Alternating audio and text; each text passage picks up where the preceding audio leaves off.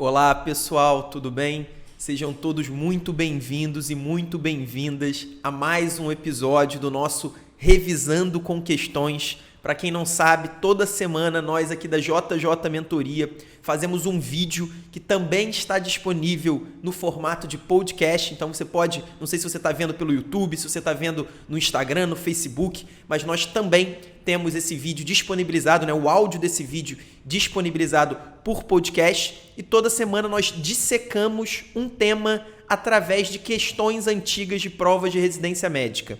Então a gente pega um assunto fundamental, um assunto importante para as provas de residência médica e nós com 4 questões representativas sobre esse assunto, cobrando conceitos importantes, conceitos diferentes, de níveis de dificuldade diferentes, nós dissecamos esse tema. Então é o nosso método de revisão na JJ Mentoria e aqui também nas redes sociais nós trazemos isso para vocês e eu tenho certeza que isso tem grande valor para a preparação de vocês. Então eu convido para quem ainda não sabia que você assista esse vídeo toda semana, nosso vídeo de revisão com questões. E para você que já nos acompanha nas últimas semanas, não se esqueça de se inscrever no nosso canal, se você estiver vendo no YouTube, de você curtir o vídeo, falar com seus colegas que vão fazer prova de residência médica, colegas da faculdade de medicina, porque isso é muito importante para nós. Então, hoje, qual que é o tema do nosso vídeo de revisão? O nosso Revisando com Questões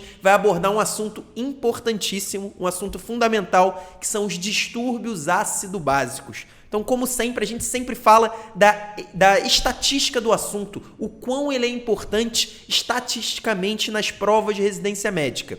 Primeiro ponto, os distúrbios ácido-básicos estão no primeiro quartil de relevância, ou seja, são os temas de relevância muito alta. Nós da JJ, nós dividimos todos os temas da medicina em 4 grandes quartis. O primeiro quartil é o de relevância muito alta, em que está inserido os distúrbios ácido-básicos. A gente tem o segundo quartil, que é o de relevância alta, e o terceiro e o quarto, que são de relevância média e relevância baixa. No caso dos distúrbios ácido-básicos, é um tema do primeiro quartil, ele está quase na transição ali do primeiro para o segundo, mas ainda é um assunto de relevância muito alta, um assunto fundamental. Se a gente for olhar dentro da clínica médica, então só olhando assuntos da clínica médica, ele está no top 20 de mais importantes da clínica médica e ele, assim como os outros de clínica médica que tem uma incidência maior nas provas, ele tem uma característica peculiar. Porque além de ser cobrado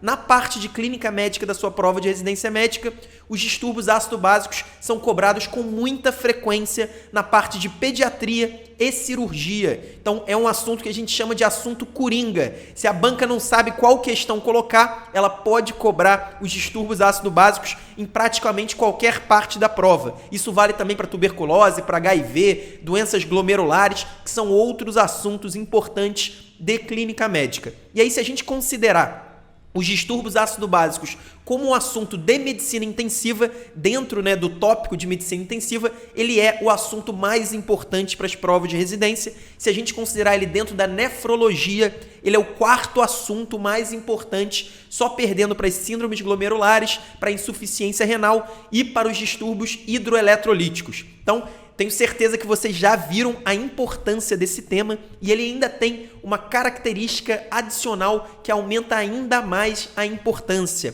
Ele é um daqueles assuntos que normalmente os alunos, os estudantes de medicina, os médicos, os candidatos às provas de residência médica, eles têm uma certa dificuldade. Então é um assunto considerado difícil e as bancas sabem muito bem disso. Então é aquela questão que vai diferenciar os candidatos. Muita gente vai ter dificuldade, mesmo em questões com nível de dificuldade fácil sobre o assunto, fácil para médio, mesmo assim muitos candidatos têm dificuldade e esse tema acaba sendo um grande diferenciador das provas de residência médica. Então, feita a introdução, vamos abordar 4 questões sobre esse assunto, os distúrbios ácido-básicos, um assunto de relevância muito alta. Bom, vamos começar por essa primeira questão, a questão do Hospital Terezinha de Jesus, de Minas Gerais, um hospital de Juiz de Fora, e nós escolhemos essa questão porque ela é uma questão muito representativa exatamente daquele tipo de questão que eu falei logo antes, que eu tinha falado que mesmo questões de nível fácil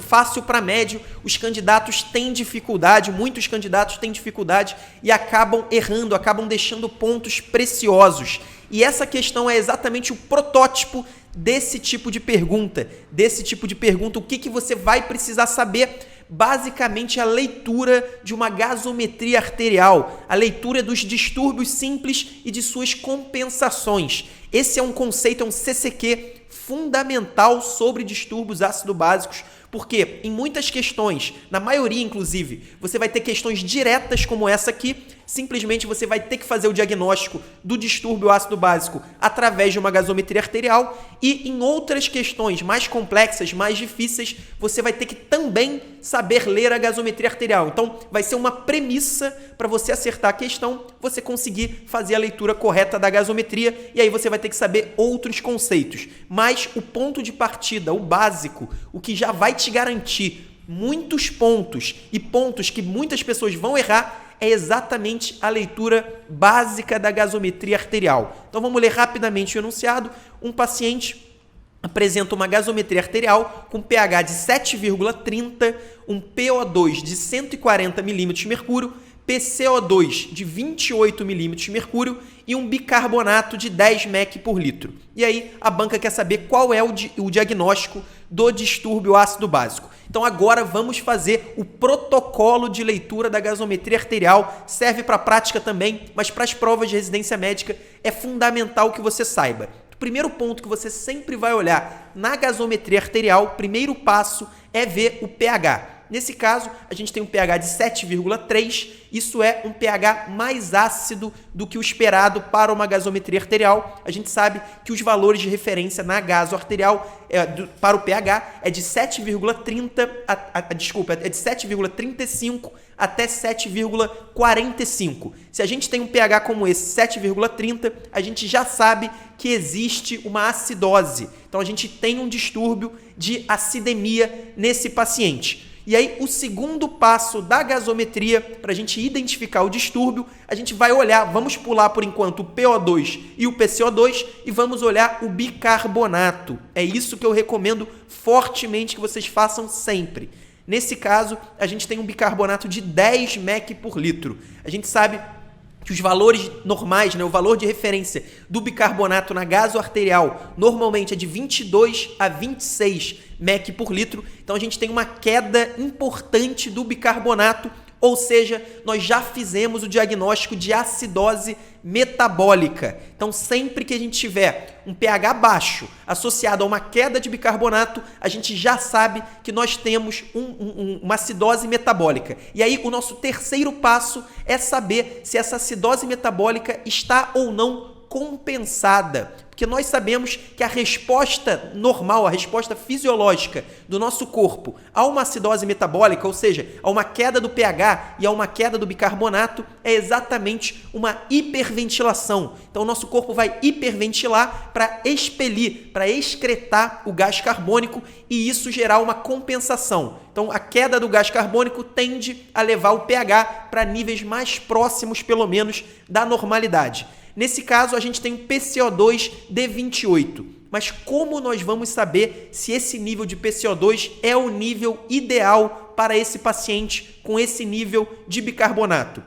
Existe uma fórmula fundamental, é necessário que vocês memorizem a fórmula da acidose metabólica, do cálculo do PCO2 esperado na acidose metabólica, que é exatamente, você vai multiplicar o bicarbonato por 1,5, então a gente vai multiplicar 10 por 1,5, isso vai dar 15 e vai somar 8. Então 10 vezes 1,5 mais 8, isso vai dar 23. Então o esperado do PCO2 é de 23. E aí a gente tem um nível de tolerância para mais e para menos de 2. Ou seja, o PCO2 esperado para esse paciente com bicarbonato de 10 mEq por litro é de 21 a 25. Como a gente pode ver aqui na questão, nós temos um PCO2 de 28, acima do esperado para esse paciente. Ou seja, esse paciente está retendo o gás carbônico. Apesar dos valores normais de PCO2 ser de 35 a 45,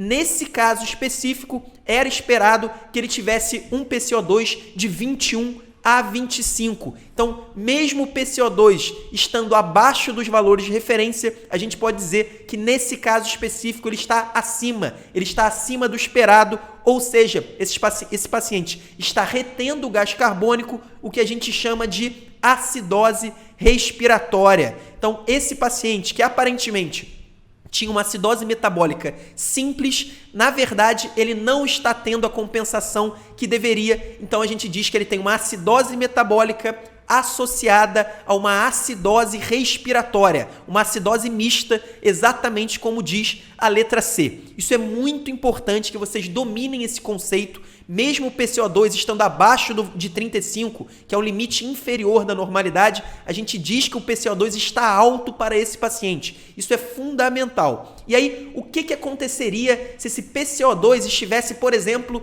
em 18, que é um nível abaixo de 21? Lembra que o PCO2 esperado para esse paciente era de 21 a 25? Se o PCO2 estivesse abaixo do valor esperado, a gente diria que esse paciente, além da acidose metabólica, ele teria uma alcalose respiratória associada. Então, pode parecer confuso, mas é fundamental e eu tenho certeza que a partir do momento que você dominar esse conceito, você vai ter muita facilidade com esse tipo de questão.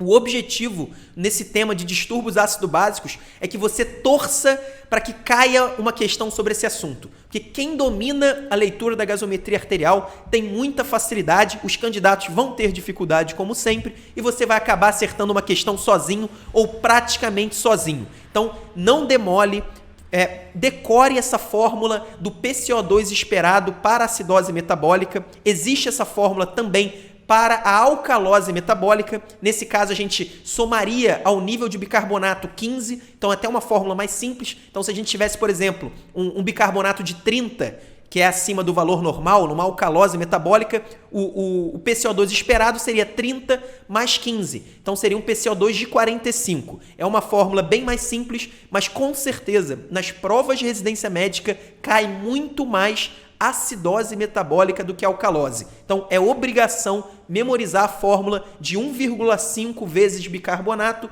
mais 8. É bem simples também, a partir do momento que isso estiver memorizado e você entender a dinâmica das compensações, eu tenho certeza que esse tipo de questão vai ficar muito fácil para você. Agora vamos continuar com uma questão do Instituto dos Servidores Públicos, né, de assistência aos servidores públicos do Estado de São Paulo, famoso IANSP. Vamos ler rapidamente o enunciado.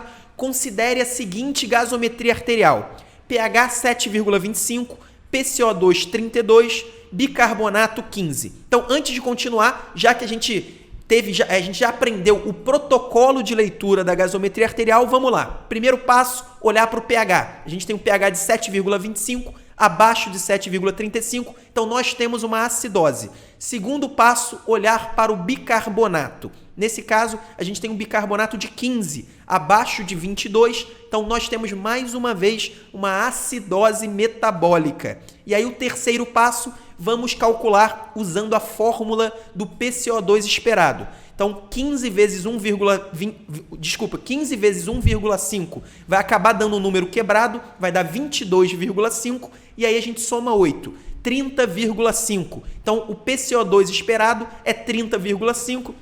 Se a gente usar aquela tolerância de 2, a gente pode ver que é 28,5 a 32,5 para esse paciente. Como nós temos um PCO2 de 32, então a gente tem uma acidose metabólica pura nesse caso. Então o PCO2 está nos valores esperados. E aí, mais uma vez, eu ressalto a importância. A gente sabe que os valores normais de PCO2 é de 35 a 45 milímetros de mercúrio na gasoarterial. Nesse caso, a gente está abaixo dos valores normais, mas mesmo assim nós consideramos fisiológico, porque é simplesmente uma compensação à acidose metabólica que esse paciente tem. Então vamos continuar a questão.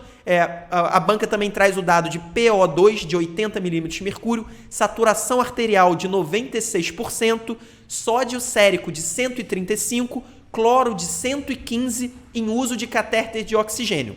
Sobre o diagnóstico e a conduta, assinale a alternativa correta. Então, você vê que essa é uma questão um pouco mais difícil, porque ela não quer só saber o diagnóstico, ela quer saber também a conduta para esse paciente. Apesar que se a gente olhar as opções de resposta, a banca acabou facilitando com as opções de resposta, porque nós já sabemos que temos uma acidose metabólica e a única das opções em que só tem a acidose metabólica é exatamente a letra E, que é o gabarito. Mas eu queria chamar a atenção aqui para o ponto mais importante dessa questão. Sempre que você encontrar uma questão com acidose metabólica e que a banca te der os dados de sódio e cloro, você sabe, você tem que calcular o anion gap. Anote isso para nunca mais esquecer. Sempre que na sua questão de acidose metabólica aparecer aí os valores de sódio e de cloro, isso é um sinal que você tem que usar o anion gap. Isso é fundamental. Nessa questão a gente não precisava necessariamente para acertar a questão, mas em várias outras questões o anion gap será fundamental. Qual que é a fórmula do anion gap? É exatamente o sódio, que é por isso que eu falei que se a banca der o sódio, significa que a gente tem que calcular o anion gap, menos a soma de cloro e bicarbonato. Então, nesse caso, por exemplo, nós temos um bicarbonato de 15 e um cloro de 115. Então, deu 130. E um sódio de 135. Então, diminuindo 135 por 130, a gente tem um anion gap de 5. O valor normal de anion gap é de 12, com a tolerância de 4 para mais ou para menos. Então, os valores normais de anion gap é de 8 a 16. A gente tem um anion gap diminuído. Então, é uma causa de acidose metabólica hiperclorêmica. Sempre que a gente tiver o anion gap nos valores normais ou diminuído, a gente chama de acidose metabólica hiperclorêmica. Isso é muito importante. Isso é até, se a gente prestar atenção na fórmula do anion gap, é uma coisa até óbvia, porque se o bicarbonato cai, e ele sempre vai cair na acidose metabólica, a gente necessariamente ou vai aumentar o anion gap ou vai ter que aumentar o cloro, porque os únicos parâmetros da fórmula são o sódio, o bicarbonato e o cloro. Se o bicarbonato cai, ou o anion gap sobe, ou o cloro vai ter que subir. Então, nesse caso, é uma acidose metabólica hiperclorêmica. E aí, quais são as principais causas de acidose metabólica hiperclorêmica?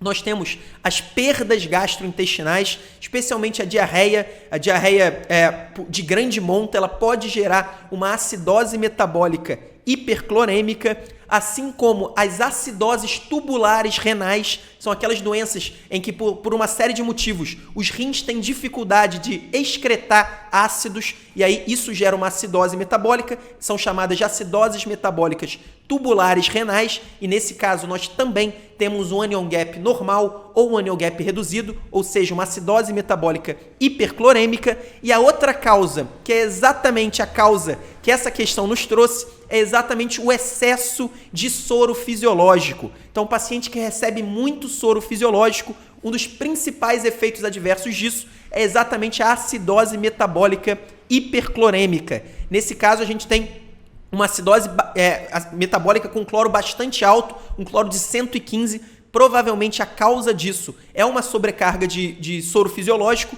e a letra E fala exatamente nisso, né?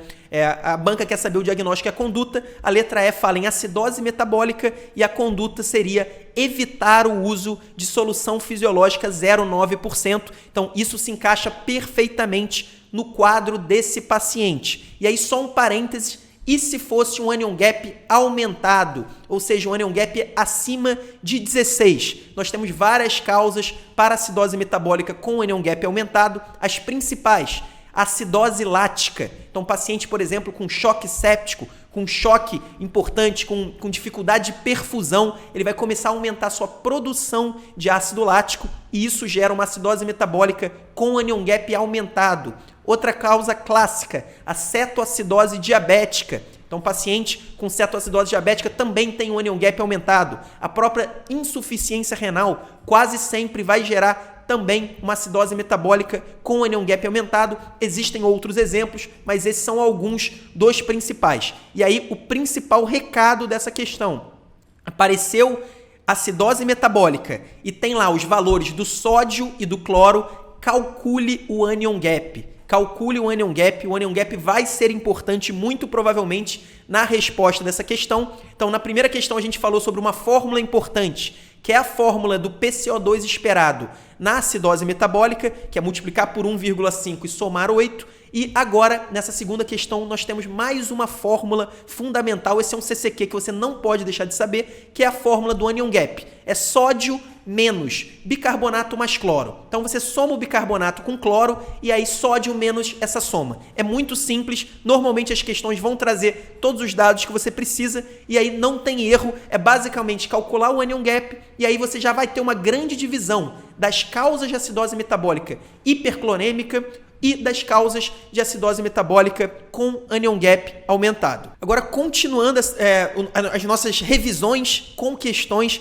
nós temos uma questão aqui do Hospital Israelita Albert Einstein, um enunciado muito curto, perguntando basicamente, são etiologias de distúrbios ácido-básicos. E aí ele relaciona vários quadros clínicos ou com acidemia ou com alcalemia. Por que a gente trouxe essa questão aqui? É um ponto importantíssimo, isso vale também para imagens radiológicas. Muitas vezes, nas provas de residência médica, o quadro clínico vai ser fundamental para a gente acertar a questão. Então, em várias questões de gasometria arterial, por exemplo, a gente tem lá uma gasometria arterial, às vezes uma gasometria arterial bem difícil, não tão tranquila quanto aquela da primeira questão que nós vimos, e basicamente a gente vai acertar a questão prestando atenção no quadro clínico. Então, um paciente, por exemplo, com uma sepse, choque séptico, provavelmente ele está com uma acidose lática, provavelmente ele tem uma acidose metabólica com anion gap aumentado. Ao mesmo tempo, paciente diabético com uma clínica de cetoacidose diabética.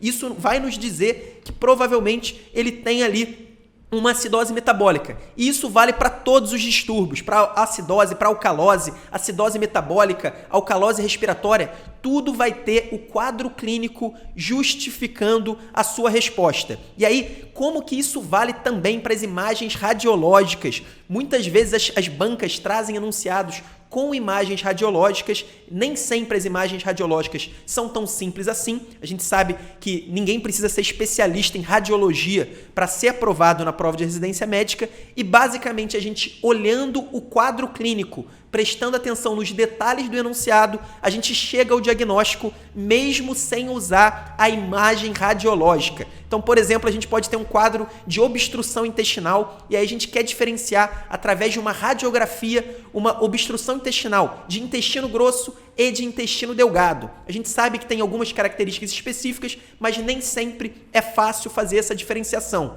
Então, ao invés de ficar olhando só para a imagem ou só para a gasometria, se for uma questão de distúrbios ácido-básicos, muitas vezes, por exemplo, voltando ao exemplo da obstrução intestinal, no enunciado vai estar descrito ali os vômitos fecaloides, que são típicos da obstrução intestinal baixa, da obstrução intestinal especialmente de intestino grosso. Então, olho no quadro clínico, porque muitas vezes o quadro clínico por si só já vai te dar o diagnóstico ou pelo menos já vai te dar grandes dicas do diagnóstico. Agora vamos olhar as opções dessa questão do Einstein até para a gente revisar e explicar o quadro clínico e o distúrbio esperado. Na letra A, a primeira opção fala em acidemia igual a vômito. A gente sabe que os vômitos, o conteúdo gástrico é um conteúdo ácido e o mais esperado, o mais comum, de longe o mais comum em pacientes com vômitos de repetição é a alcalose ou alcalemia e não a acidemia, como disse aqui nessa primeira opção.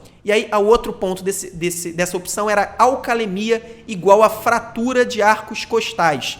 A gente sabe que na fratura de arcos costais, o paciente tem uma dificuldade de expansão pulmonar, então ele tem uma dificuldade da ventilação pulmonar, e isso tende a gerar uma retenção de gás carbônico e, consequentemente, uma acidose respiratória, uma acidemia e não uma alcalemia. Então, com certeza, a letra A está errada. Passando para a letra B, fala em acidemia igual a diarreia. A diarreia, sim, é uma perda gastrointestinal que normalmente é rica em bicarbonato e ela tende a gerar uma acidose, uma acidemia, ao contrário das perdas estomacais, ao contrário dos vômitos. A diarreia pode causar tanto acidose quanto alcalose, mas é esperado que ela gere sim acidemia. Então, esse primeiro trecho da letra B está correto. Passando para o segundo, a letra B fala que alcalemia igual a polirradiculoneurite. Então, doença neurológica, o grande protótipo da polirradiculoneurite é a síndrome de Guillain-Barré. E a gente sabe que na síndrome de Guillain-Barré, o que pode acontecer com o paciente em quadros mais graves é exatamente uma paralisação da musculatura respiratória com uma grande dificuldade na ventilação. Então, o paciente faz uma hipoventilação e se a gente está falando em hipoventilação, isso gera acidose respiratória e não alcalose, não alcalemia. Então, a segunda parte da letra B torna essa opção errada. Agora, partindo para a letra C, nós temos acidemia igual a asma leve e alcalemia igual a miastenia graves.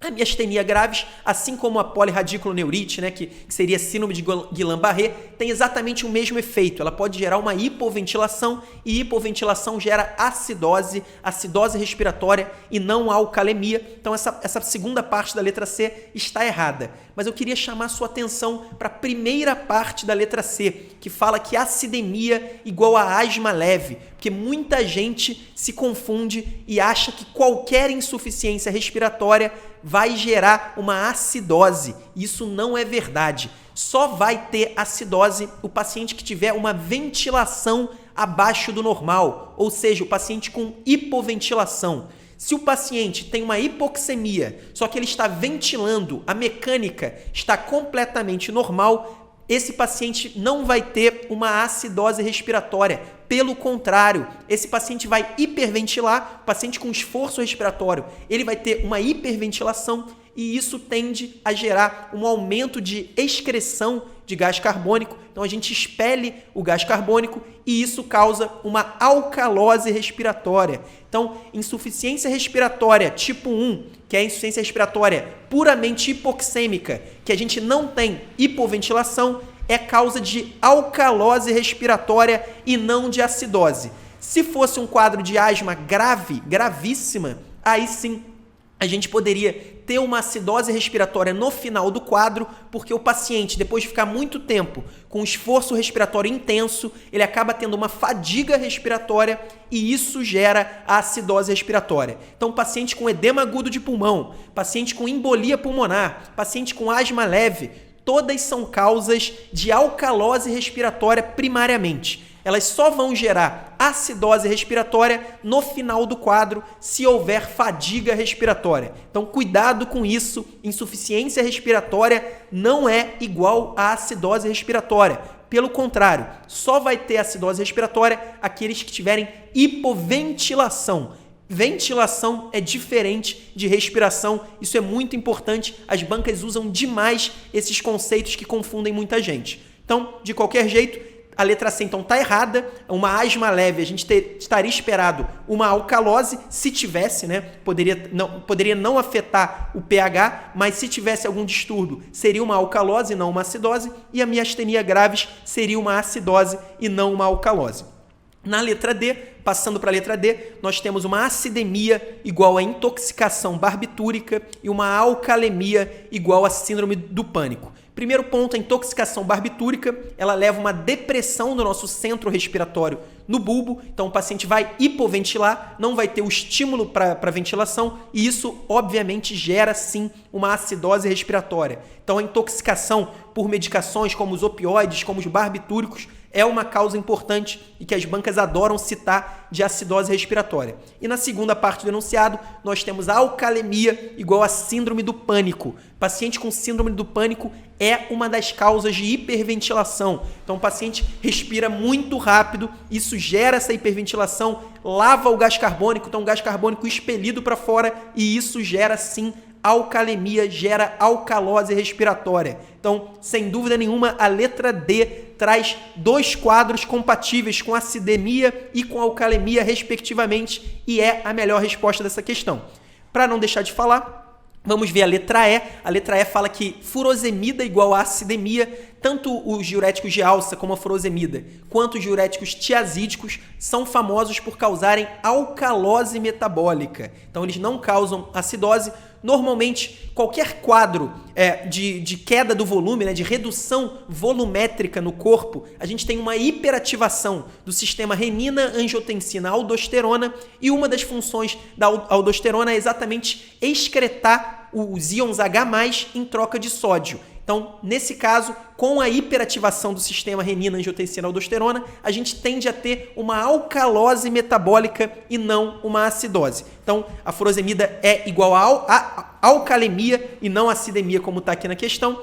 E a intoxicação por metanol é uma causa famosa de acidose metabólica e não de alcalose. Então, a letra E, os dois pontos estão errados. Realmente, a melhor opção, o único gabarito para essa questão é a letra D. Mas o grande recado dessa questão, claro que esses tipos de conceitos podem ser cobrados como foi aqui nessa prova do Einstein, em questões diretas, né, cobrando o conceito diretamente. Porém, mais importante ainda do que isso é você prestar atenção no quadro clínico, mesmo que não seja aquilo que a banca está cobrando, porque quase sempre o quadro clínico vai te ajudar bastante a resolver questões e muitas vezes questões difíceis. Inclusive, a gente vai ver o exemplo agora na nossa quarta e última questão sobre distúrbios ácido-básicos. Então, essa é a última questão, uma questão da Universidade de Taubaté, da Unital. Vamos ler o enunciado. Esse enunciado é um pouco grande, então, como sempre, eu gosto de ver o trecho final do enunciado e as opções de resposta antes de partir para a leitura. No caso, a banca da Unital perguntou: em relação aos distúrbios metabólicos, podemos afirmar que... E aí tem vários diagnósticos, né? A letra A fala que a presença de pH, PCO2 e bicarbonato normais descarta alterações ácido-básicos. A letra B fala que apresenta acidose metabólica com anion gap aumentado e alcalose metabólica. Então, olhando as opções, a gente já viu que é uma questão que vai nos cobrar o diagnóstico dos distúrbios ácido-básicos, assim como foi lá aquela nossa primeira questão, só que essa eu já adianto aqui num nível de dificuldade muito maior. Vocês vão ver agora, vamos olhar o enunciado. É um homem de 40 anos que encontra-se numa unidade de terapia intensiva com diagnóstico de pneumonia, choque séptico e ilho metabólico. Está em uso de noradrenalina e antibiótico terapia e sob suporte ventilatório mecânico com uma fração inspirada de oxigênio de 60%. Nas últimas 24 horas, apresentou 1,5 litro de drenagem de líquido de estase pela sonda nasogástrica. Então, lembra que eu falei na última questão sobre o quadro clínico? A gente aqui tem um quadro clínico bastante rico e que pode nos ajudar bastante para acertar essa questão. Então, preste atenção nisso. Paciente com choque séptico, em ventilação mecânica e que teve uma drenagem de 1,5 litro de líquido na sonda nasogástrica. Além disso, ele apresenta um abdômen distendido, com ruídos hidroaéreos ausentes e a gasometria arterial. Então, vamos agora para a parte que interessa. pH de 7,40, bicarbonato de 22 mEq por litro e PCO2 de 36 milímetros de mercúrio. Os exames laboratoriais, ele apresenta um sódio de 135 e um cloro de 80. Em relação aos distúrbios metabólicos, podemos afirmar que o primeiro ponto que chama atenção nessa questão é a gasometria arterial. Vamos seguir aqueles passos que nós aprendemos lá no início desse vídeo. Primeiro ponto, vamos olhar para o pH. Um pH de 7,40 é um pH dentro do limite da normalidade. A gente sabe que o normal é de 7,35 a 7,45, então o pH está normal. O bicarbonato de 22 também é um bicarbonato normal, no limite inferior da normalidade. A gente sabe que os valores de referência para o bicarbonato são de 22 a 26 ou 22 a 28 mEq por litro na gaso arterial. E por fim, a gente tem o PCO2 de 36 milímetros de mercúrio, que também está nos valores normais, que são de 35 a 45 na gaso arterial. Então, será que esse paciente está tendo algum distúrbio? Se a gasometria dele aparentemente está normal, é exatamente sobre isso que diz a letra A. A letra A fala que a presença de um pH, PCO2 e bicarbonato normais descarta alterações ácido-básicas. Será que quando tudo está normal, a gente com certeza não tem distúrbios ácido-básicos? Infelizmente, eu tenho para dizer para vocês que não, que a gente pode ter distúrbios ácido-básicos mesmo com a gasometria totalmente normal, com todos os valores dentro da faixa de referência. Mesmo assim, a gente pode ter distúrbios ácido-básicos. E aí é importante a gente diferenciar, inclusive a última questão do Einstein falou em alcalemia e acidemia. Quando a gente fala em acidemia, significa que o sangue arterial está mais ácido do que o normal. Então, é um pH abaixo de 7,35. E quando a gente fala em alcalemia, isso significa que o pH está acima do normal. Então, é um pH arterial acima de 7,45. Porém, quando a gente fala de acidose e alcalose, isso significa que é um distúrbio patológico no mecanismo ácido-básico. Ou seja, está havendo uma acumulação de ácido ou uma acumulação de base. Nem sempre isso vai se refletir no pH. O pH é apenas uma consequência. Então, se a gente tiver um processo que gere um acúmulo de ácido associado a um processo que gere um acúmulo de bases, a gente pode ter todos os valores normais e ainda assim 2 distúrbios patológicos ocorrendo simultaneamente. Então, é possível sim a gente ter uma acidose metabólica acontecendo junto com uma alcalose metabólica. E aí, como são 2 distúrbios que vão para direções opostas, todos os valores pH, bicarbonato e PCO2 estão normais, assim como nessa questão. Então, vocês podem ver que é uma questão num nível de dificuldade muito acima das anteriores, é uma questão muito difícil e aí um ponto fundamental para você que quer passar numa prova muito difícil, numa instituição muito concorrida, como as grandes hospitais universitários de São Paulo, de grandes centros, para uma especialidade concorrida. Esse é o tipo de questão que, se você acertar com consistência, você consegue as primeiras colocações nas provas de residência médica. Então, aquelas pessoas que ficam no top 5, top 10 das instituições e especialidades mais concorridas são aquelas que acertam esse tipo de questão com consistência em diferentes assuntos. Claro que ninguém vai saber, num nível de profundidade grande, todos os assuntos, mas para tirar 85, notas realmente muito acima da média, você precisa acertar esse tipo de questão. Agora, se você quiser uma vaga um pouco menos concorrida, se você quiser tirar entre 75 e 80, você nem precisa acertar uma questão como essa nesse nível de dificuldade necessariamente. Agora, é óbvio que acertar questões nunca é demais. De qualquer forma, se a gasometria, mesmo estando tudo normal, não garante que nós não temos um distúrbio ácido básico, como nós vamos fazer esse diagnóstico nesse caso? Então, quem prestou atenção na penúltima questão que a gente comentou, na segunda questão, lembra que eu falei, sempre que aparecer o sódio e o cloro numa questão de distúrbio ácido básico, muito provavelmente tem alguma coisa a ver com o anion gap. Você tem que calcular, você tem obrigação de calcular o anion gap. Nesse caso, vamos somar o cloro com bicarbonato, 80 mais 22 dá 102 e diminuir 135 menos 102. A gente tem um anion gap de 33 nesse caso. Lembra que eu falei que os valores normais variam de 8 a 16? Então, nesse caso, a gente tem um anion gap bastante aumentado. Isso é um sinal claro de acidose metabólica, de um distúrbio ácido básico acontecendo. Então, a gente tem sim uma acidose metabólica nesse caso, com o anion gap bastante aumentado, o que inclusive é 100% compatível com o quadro clínico do nosso paciente. Um paciente com pneumonia, choque séptico, já em uso de noradrenalina, provavelmente é um paciente com lactato também bastante aumentado. Então, ele está fazendo uma acidose metabólica. Porém, se a gente olhar o bicarbonato está em 22, está dentro dos parâmetros normais. Como que a gente vai fazer o diagnóstico? O que está acontecendo com esse paciente que o bicarbonato não caiu? O que está acontecendo com esse paciente é exatamente quando o anion gap sobe muito e o bicarbonato não cai, significa que, além da acidose metabólica com o anion gap aumentado que está acontecendo, nós também temos uma alcalose metabólica acontecendo simultaneamente. Então, grave isso, memorize isso. Anion gap subiu muito e o bicarbonato não caiu ou caiu muito pouco, isso é um sinal de alcalose metabólica. E aí, se a gente olhar o quadro clínico do nosso paciente, a gente vai ver que ele drenou 1,5 litro de líquido gástrico pela sonda nasogástrica. Como eu falei aí na última questão, a gente sabe que o líquido gástrico é um líquido bastante ácido e a perda de conteúdo gástrico, a perda de suco gástrico é uma perda ácida que gera alcalose metabólica. Então,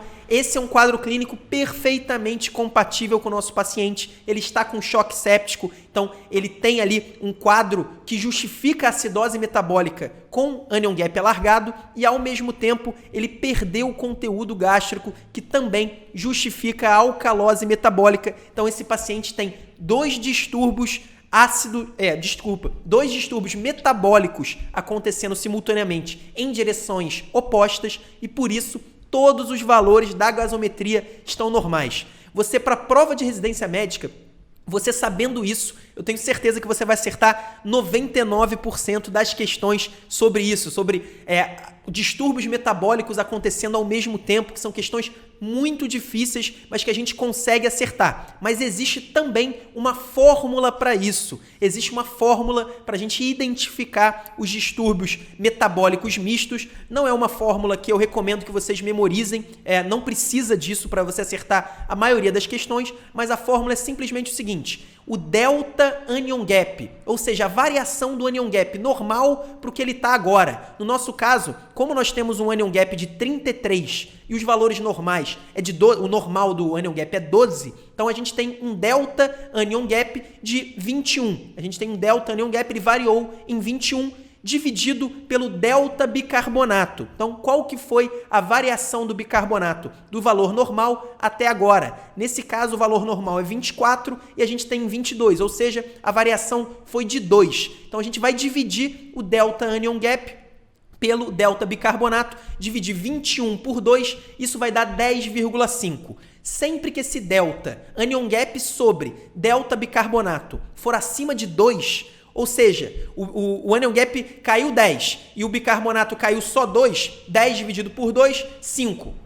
É mais uma vez um delta anion gap sobre delta bicarbonato acima de 2. Sempre que for acima de 2, significa que a gente tem uma alcalose metabólica associada à acidose. Isso é muito importante, prestem atenção nisso, pode cair na prova. Isso aí, se a gente pensar na fórmula, pode ser uma fórmula muito difícil de memorizar. É muito melhor a gente entender o conceito. E o conceito é basicamente esse. Se o anion gap sobe, o bicarbonato necessariamente tem que cair. Se ele não cair no ritmo adequado, e aí o ritmo adequado só a fórmula vai nos dizer, isso significa que a gente tem uma alcalose metabólica associada. Então, isso é o que vocês precisam saber sobre a fórmula. Não precisa memorizar necessariamente esse delta anion gap sobre delta bicarbonato. Se for acima de 2, a gente considera que tem também uma alcalose metabólica. Acaba sendo uma fórmula difícil de ser memorizada, mas o conceito não. O conceito é muito simples. E aí, se vocês calcularem,